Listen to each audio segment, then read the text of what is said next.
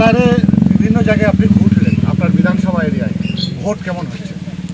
দেখুন, মানুষ সাইলেন্টলি উৎসবের মেজাজে ভোট দিচ্ছে।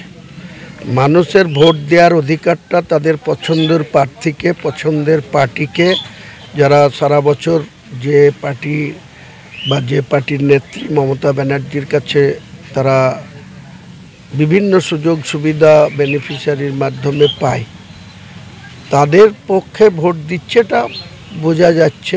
কারণ আমরা যে বুথেই যাচ্ছি সেখানে যে লোকজন, সেখানে হিন্দু এলাকাগুলাই কিছুটা বিজেপির পতাকা দেখা যাচ্ছে, তাদের কিছুটা উৎসাহ আছে, বিজেপিকে ভোট করছে। কিন্তু মুসলিম এলাকাগুলো ম্যাক্সিমামই উৎসবের মেজাজে, সেখানে কোনো বিরোধীদের অস্তিত্বই আমরা খুঁজে পাচ্ছি না, দেখতেই পাচ্ছি না বুথে যে বিরোধী আছে।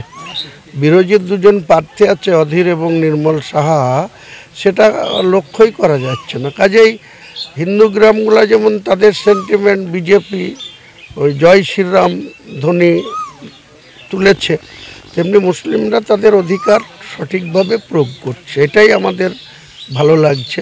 মমতা ব্যানার্জি আমাদের নেত্রী, তাদের নেতা হচ্ছে নরেন্দ্র মোদী। কাজেই মমতা ব্যানার্জির রাজ্য ভোট এটা না, দিল্লির ভোট।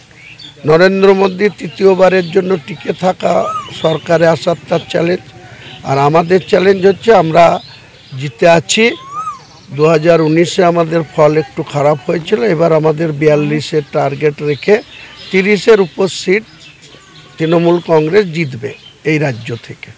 বেশ কয়েকটি আপনার বিধানসভার অভিযোগ গেছে নির্বাচন কমিশনের কাছে, যেমন শালু, কান্দ্রা বা সালারের, যে বলছে না বিরোধী এজেন্টদের ঢুকতে দিচ্ছে না।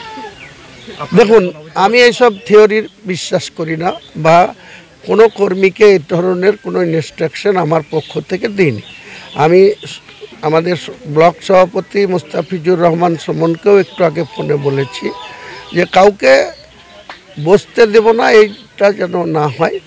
কেউ যদি বসতে চায় তাকে বসতে দিতে হবে। মানুষকে ভালোবেসে, মমতা ব্যানার্জির উন্নয়নকে সামনে রেখে, মমতা ব্যানার্জির ক্ষমতাকে টিকিয়ে রাখতে, মমতা ব্যানার্জির হাতকে শক্তিশালী রাখতে এমনি মানুষ তৃণমূলের পক্ষে ভোট দেবে। কাজেই কেউ যদি এজেন্ট বসে থাকলো, আপত্তিটা কোথায়?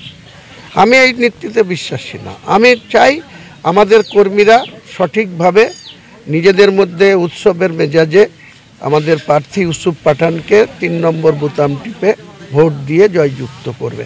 বিরোধীরা কে আছে, তার কার কত হাইট আছে, তার কে কোথায় শিক্ষিত, কে কোথায় অশিক্ষিত, কে কোথায় বেশি দিন ধরে দল এমপি আছে, কে কোথায় ডাক্তারি করতে গিয়ে কসাইগিরি করে, ওসব নিয়ে আমাদের আলোচনা করার কোনো অবকাশ নাই।